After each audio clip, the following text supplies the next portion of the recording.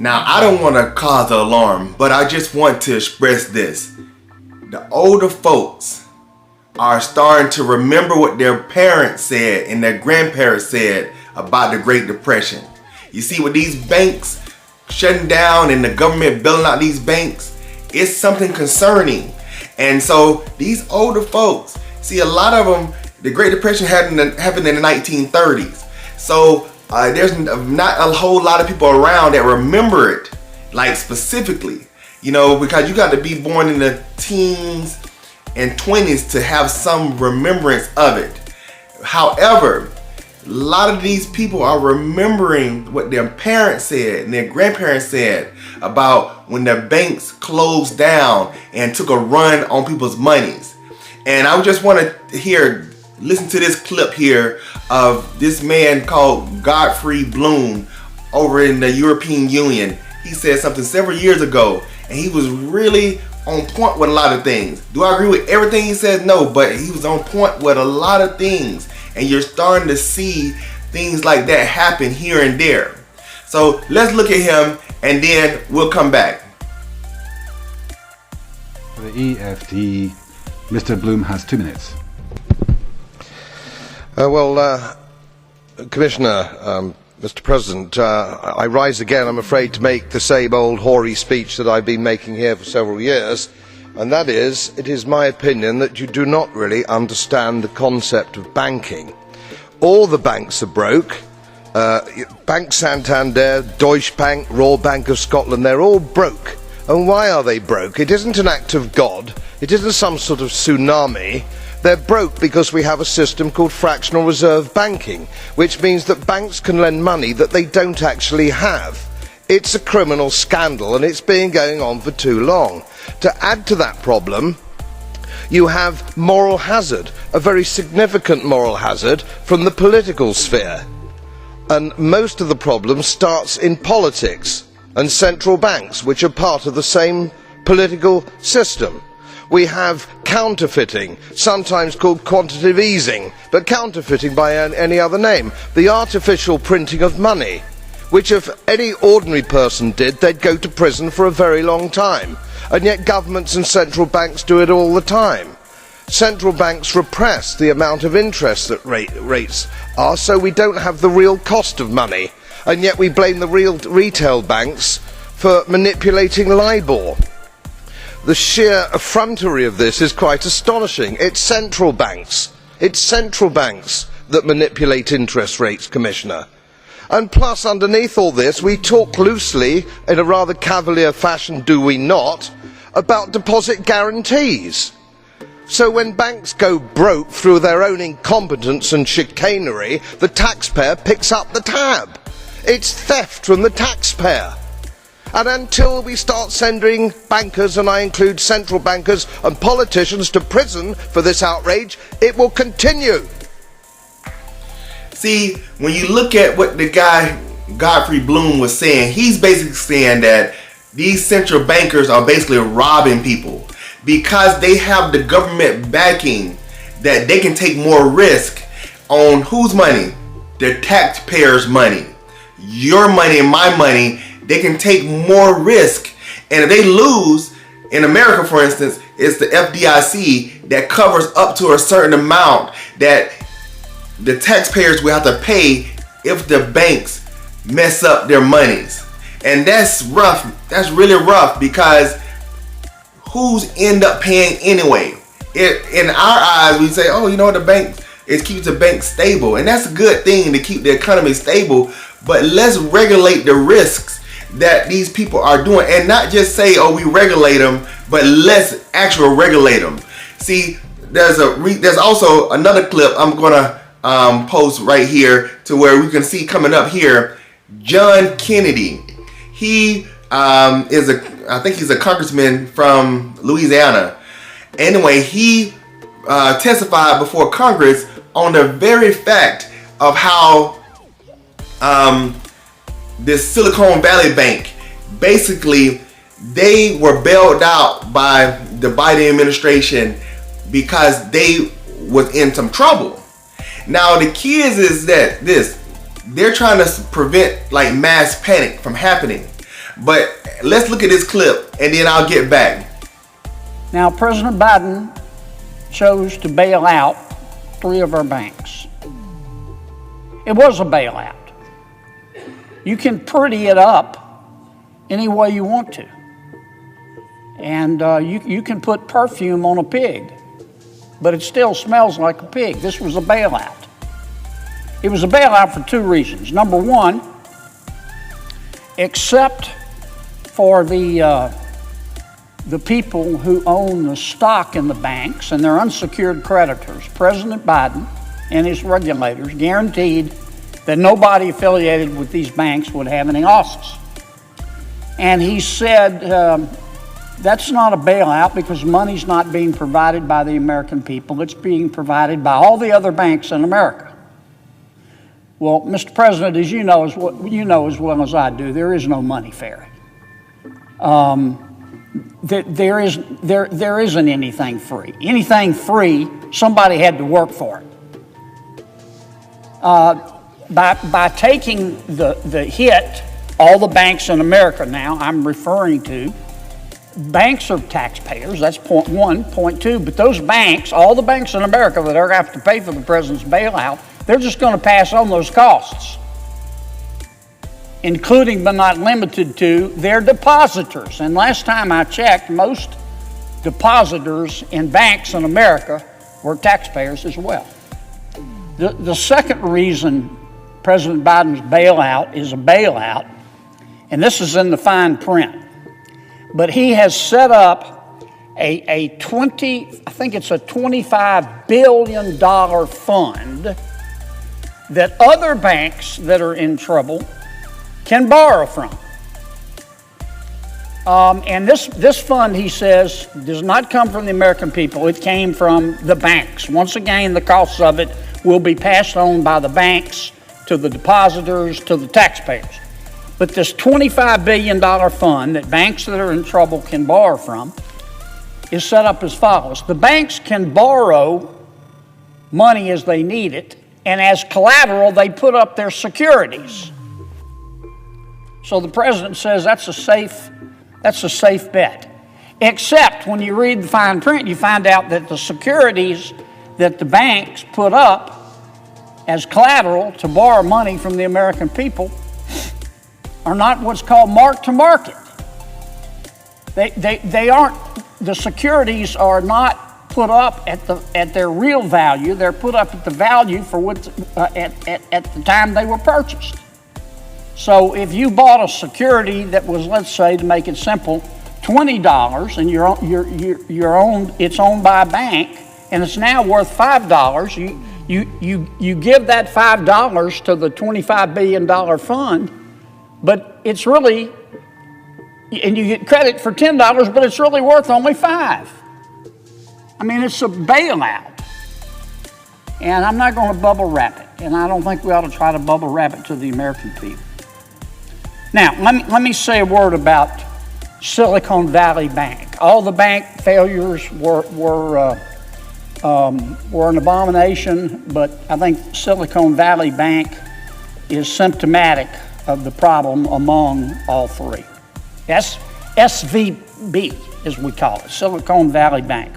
First of all, Silicon Valley Bank was not broke. It was not an insolvency problem. It wasn't insolvent. Silicon Valley Bank had a liquidity problem. I mean, here's what happened. Silicon Valley Bank took in a whole bunch of deposits on which they were paying an interest rate. And then Silicon Valley Bank took that money and went out and bought a bunch of securities, paying a higher interest rate than Silicon Valley Bank was paying the depositors. You say, that's pretty smart. There's just one problem. The securities that Silicon Valley Bank bought were very sensitive to interest rates. And as interest rates went up, and they have, the value of those securities went down if Silicon Valley Bank had to sell them. And sure enough, Silicon Valley Bank got itself in the position of having to sell them because a lot of its depositors got scared about the bank's position and other reasons and said, we want our money back. And Silicon Valley Bank didn't have the money because it had to go sell these securities at a loss. And that put it at risk. And that's why it had a liquidity problem that could have been fixed. It wasn't broke. President Biden's bailout could have been easily avoided if we had done, let me put that another way, if three things had happened. Not all three, but any one of the three things I'm about to explain. Let me say that again. President Biden's bailout could have been avoided if one or more of three things had happened. Number one, if the management of Silicon Valley Bank had known the difference between a banking textbook and an LL Bean catalog, Silicon Valley Bank would have never bought securities that are so sensitive to interest rate without hedging that risk. And it's a very easy thing to do. Honestly, it's banking 101. If you buy securities to back your deposits that are very sensitive to interest rates, there are other securities you can buy to hedge that risk so you don't take the risk. I'm appalled. The bankers at Silicon Valley Bank didn't do it. I mean, it was bone deep, down to the marrow, stupid. Number two, okay, Silicon Valley Bank management did it. It was like a rock, only dumber, but they did it. The regulators didn't catch it. There's been a lot of talk about Silicon Valley Bank wasn't being regulated because of a bill passed back in 2018 or 2019. That's not true. Silicon Valley Bank was heavily regulated. It had to file regular reports with the federal banking regulators. It was subject to stress testing. It was subject to liquidity stress testing. All the regulators had to do was read the reports that the Silicon Valley Bank was submitting, and they would have seen the problem. You know who saw the problem? Way back in November and October, stock analysts in the private sector that were covering Silicon Valley Bank warned way back last fall. They said, you know what, this bank is setting itself up for a potential liquidity problem. The private sector knew it. Where were the regulators? Where were they? You couldn't have found them with a search party. I guess they were asleep. But this whole debacle could have been avoided if the regulators had just done their job and stepped in and said, Silicon Valley Bank, what you're doing is dumb and you can't do it anymore. So that would have avoided. The third thing that could have avoided President Biden's bailout, I think the bank went under on a Friday, as I recall. The Federal Reserve, the Secretary of Treasury, the head of the FDIC, and all the other regulators allowed the bank to go under. Instead of getting on the telephone and calling other banks and saying, I've got a situation here with Silicon Valley Bank, it's not insolvent, it's just illiquid, we want you to buy it. That's what normally happens. And that's all the regulators had to do. Now, why didn't they do that? There's been a lot of talk about, well, they had an auction for the bank and nobody wanted it. That's not true. There were buyers.